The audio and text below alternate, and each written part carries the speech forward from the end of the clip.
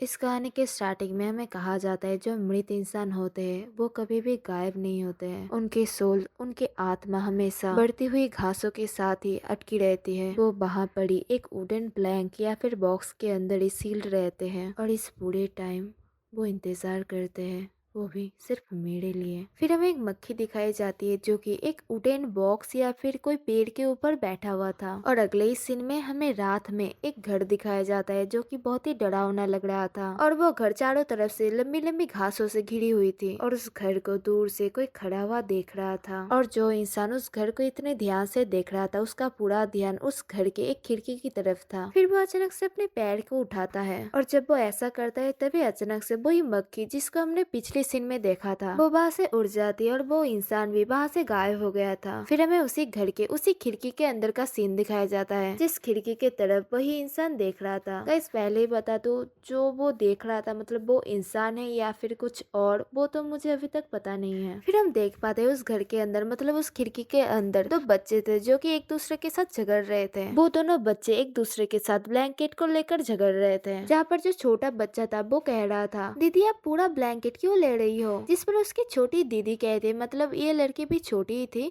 पर उसके भाई से थोड़ा सा बड़ी थी, तो वो कह रही थी तुमने तो कहा था तुम्हें गर्मी लग रही है तो फिर इसे मुझे ही दे दो। और वो दोनों ऐसे ब्लैंकेट को लेकर खींचातानी करने लगते हैं। तभी वो छोटा लड़का कहता है तुम इसे छोड़ो नहीं तो मैं मॉम को कह दूंगा, जिस पर उसकी दीदी उससे कहती है हाँ हम ग्रैंड माँ के घर में हैं, दादी माँ के घर में, तो मॉम यहाँ पर कहाँ से आएगी, तुम क्या ये बात भी भूल गए। जिस पर वो छोटा लड़का फिर से कहता है तो फिर मैं ग्रैंड माँ को ही कह दूंगा। ओ हाँ तुम तो ग्रैंड माँ से डरती हो है ना। जिस बात को सुनकर वो छोटी लड़की घबराने लगती है। तभी कोई कहता है क्या तुम दोनों अभी तक नहीं सोए हो। जिस आवाज को सुनकर वो दोनों ही बहुत ही ज्यादा डर गए थे और वो दोनों अपने मन में सोच रहे थे ये ग्रैंडमा हैं। और हम देखते हैं उनके ग्रैंडमा उनके गेट को खोलकर बहुत ही डरावनी तरीके से उनकी तरफ ही घूर रही थी, पर वो देखते वो दोनों चुपचाप सोए हुए थे मतलब लेटे हुए थे। एक्चुअल में वो दोनों तो नाटक कर रहे थे कि वो दोनों सो रहे हैं, जो चीज उनके ग्रैंडमा को पता चल गई थी। फिर वो उनसे कहते हैं जल्दी करो और सो जाओ। फिर वो उस गेट को क्लोज करके वहाँ से जाने लगते हैं और वही छोटी लड़की उन्हें जाते हुए देखती रहती है। वो छोटी लड़की उन्हें जाते हुए देख पा रही थी क्योंकि उनकी जो शैडो है वो उस मतलब जो डोर था वहां पर पड़ रही थी, इसी वजह से वो चीज देख पा रही थी। तभी उसका भाई उससे कहता है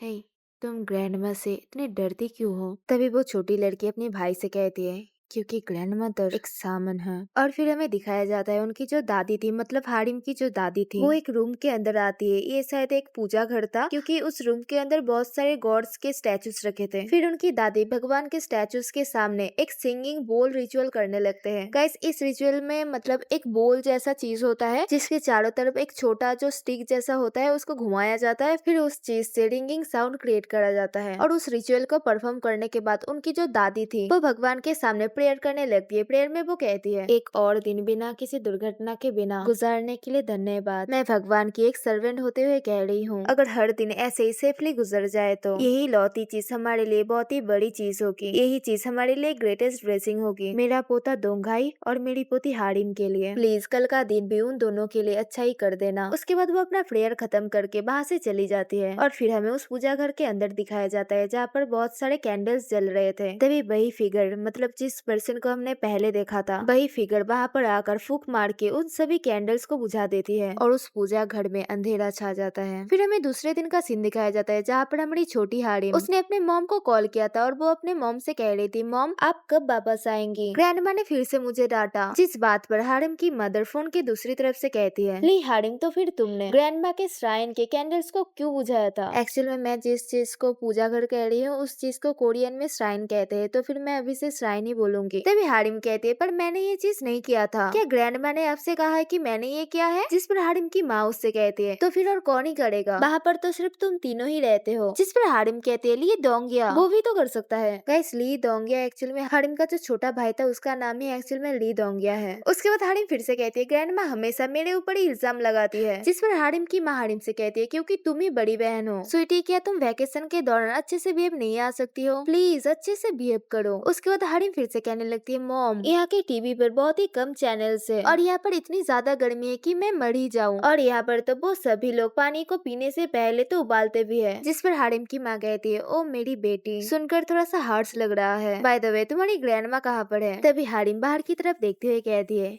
क्या ग्रैंडमा? वो तो वही काम कर रही है जो कि वो हमेशा करती रहती है। और हम देख पाते हैं हरिम की जो ग्रैंडमा थी वो उनके घर के सामने मतलब उनके घर से थोड़ी सी दूर में ही एक जो वुडन बॉक्स है उसके सामने कुछ प्रेयर कर रहे थे। गाइस ये वुडन बॉक्स मतलब किस तरीके का चीज है मुझे थोड़ा सा एक्सप्लेन करने दो। मतलब हमारे यहाँ पर होता है ना, जब कोई इंसान गुजर जाता है तो हम उनके याद के लिए एक मंदिर जैसा बनाते हैं और वहाँ पर उनकी कुछ अवशेष जैसा रहता है। तो ये चीज भी उस तरीके का ही चीज है, पर ये थोड़ा सा अलग था जो कि मैं बाद में तुम लोगों को एक्सप्लेन कर दूंगी। मतलब हमें कहानी में आगे पता चलेगा उसके बारे में। और हम देख पाते हैं ये जो वुडन बॉक्स था मतलब ये भी एक श्राइन जैसा ही था, उसके ऊपर बहुत सारे तालिस्मान लगे हुए थे। और हम देख पाते हैं हरिम की जो दादी माँ थी वो उस बॉक्स के सामने मतलब उस वुडन बॉक्स के सामने पानी रखकर प्रेयर कर रही थी। फिर अपने मॉम के साथ फोन पर बात करने के बाद हरिम बाहर आकर मतलब अपने घर के बाहर आकर अपने भाई के साथ बैठ जाती है। तभी उसका भाई डोंगिया पूछता है, दीदी ग्रैंडमा भी क्या कर रहे हैं? जिस पर हरिम कहती है वो प्रेयर कर रहे हैं। ग्रैंडमा एक सामन है, तुम्हें याद है ना? तभी उसका भाई कहता है तो फिर क्या वो एक श्राइन है? हरिम कहती है नहीं, वो चीज क्या था, ग्रैंडमा इसे क्या कहती थी मुझे याद नहीं आ रहा है, पर हाँ ये एक ऐसा प्लेस है जिस प्लेस पर जो मृत लोग होते हैं उनको कंफर्ट किया जाता है। मुझे लगता है वो इसे एक मेमोरियल श्राइन कहते हैं। और हरिम अपने मन में सोच रही थी यहाँ पर कितनी गर्मी है। तभी उसका भाई फिर से उससे पूछता है तो फिर वो मेमोरियल श्राइन किसके लिए है? और हरिम याद करने लगती है वो कौन थे वो कौन थे। पर तभी हरिम को उसके दादी के पास ही मतलब उसकी दादी जब मेमोरियल श्राइन के पास प्रेयर कर रही थी उससे थोड़ी दूरी कोई खड़ा हुआ दिखाई देता है, जिसे देखकर हरिम अपने मन में सोचती है वो कौन है।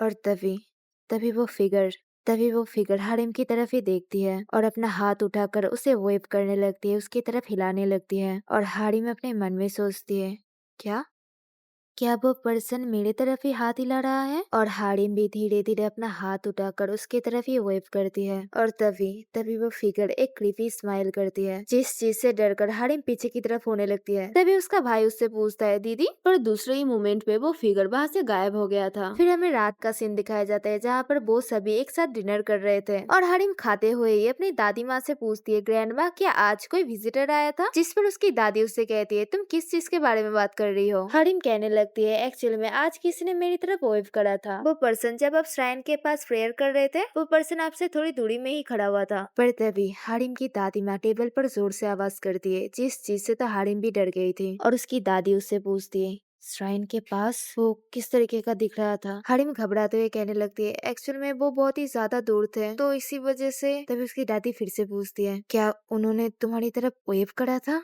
तुम्हारी तरफ? क्या तुम्हारी आंखें उनकी आंखों के साथ मिली थी? जिस पर हारिम घबराते हुए कह देती है नहीं नहीं हमने कोई आई कांटेक्ट नहीं बनाया था। पर तब भी हारिम के दादी माँ को देखकर ही लग रहा था वो किसी चीज से बहुत ही ज्यादा डरी हुई थी। और फिर उसकी दादी उठकर जाकर अपने दामाद को कॉल करती है मतलब हारिम के पापा को, और वो उनसे कहती है कल आकर हारिम को ले जाना। हाँ उसके आसपास आत्माओं ने भटकना स्टार्ट कर दिया है, तुम्हें ये चीज पता होना चाहिए, उसे यहाँ पर बार बार नहीं आना चाहिए। और फिर दादी अपने मन में सोचने लगती है क्योंकि वो बच्ची जन्म से ही एक सच्चे महान सामन के वेसल बनने के लिए निर्धारित है और बहुत सारी ऐसी आत्माएं हैं जो कि उसके प्योर वेसल को अपना बनाना चाहता है, उस पर कब्जा करना चाहता है। और फिर दादी उस मेमोरियल श्राइन की तरफ देखते हुए अपने मन में सोचती है अगर उन सभी आत्माओं में से हारिम ने अगर इस वाली आत्मा को देखा है तो फिर हारिम ऑलरेडी इसके स्पेल के अंदर आ गई है, मतलब उसके बस में। और हम देख पाते हैं उसी वक्त हारिम दरवाजा खोलकर उसी मेमोरियल श्राइन की तरफ ही देख रही थी और उसका फेस बहुत ही अजीब सा लग रहा था, मतलब उसे देखकर ऐसा लग रहा था जैसे कि वो इमोशनलेस है। और तभी हारिम के पास मतलब उसके ही सामने वही फिगर उस मेमोरियल श्राइन की तरफ फेस कर कर खड़ी हुई थी। और हारिम उससे पूछती है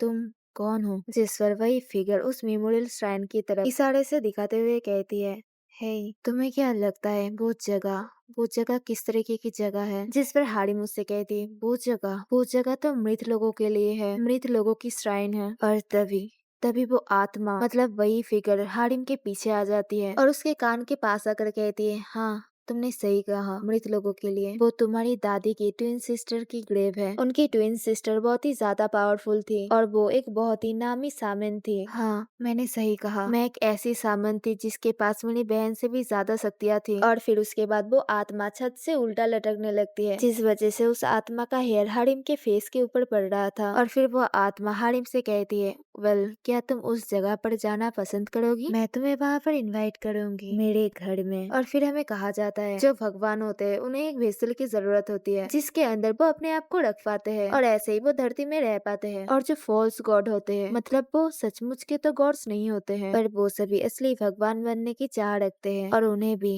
भगवानों की तरह ही एक ही तरीके की वेसल की चाह होती है। और फिर हम देख पाते दादी माँ अभी भी फोन को ही पकड़ी हुई थी और वो अपने मन में सोच रही थी, जीना मेरी करप्टेड छोटी बहन, तुम्हारी लालच अभी भी पास्ट में ही अटकी हुई है। और फिर हमें पास्ट का एक सीन दिखाया जाता है, मतलब हारिम की जो दादी है उनके पास्ट का एक सीन दिखाया जाता है जहाँ पर हमें हारिम की दादी माँ की बहन से मिलवाया जाता है और इसी का ही नाम जीना है। और गाइस प्रेजेंट में जो घोस्ट देख रहे हैं हम, मतलब वो जो फिगर है वो इसका ही घोस्ट है। और यहाँ पर हारिम की दादी और जो जीना है वो दोनों ही बहुत ही जवान थे। जहाँ पर जीना दादी से कह रही थी, बहन क्या तुमने ये देखा, एक महान और शक्तिशाली भगवान मेरे पास भी आया है। और फिर जीना दादी के फेस को टच करते हुए कहती है, तुम भी ये फील कर सकती हो है ना बहन, तुम भी ये फील कर सकती हो है ना, आफ्टर ऑल तुम मेरी बहन हो। गाइस तुम लोगों के लिए एक चीज मतलब मैं कह रही हूँ, जिसने अपने हेयर को बांध के रखा है वो एक्चुअल में हारिम की दादी है और जिसने अपने हेयर को खोल कर रखी है वो एक्चुअल में जो जीना है, मतलब जो घोस्ट है वो है। वो अभी तो जिंदा है, अभी भी घोस्ट नहीं बनी है। और जब जीना ये सब अपनी बहन से कह रही थी, मतलब हारिम की दादी से कह रही थी, तभी हारिम की दादी अपने मन में सोच रही थी, मेरी बहन जल्द ही मरने वाली है, ये कल हो या फिर 10 साल बाद। और फिर दादी जीना से कहती है, तुम अपनी स्वाभाविक लाइफ स्पैन तक भी नहीं बचोगी है ना। जिस बात को सुनकर जीना थोड़ी सी चौंक जाती है। उसके बाद वो अपने हाथों से जोर से आवाज करते हुए कहती है, हाँ,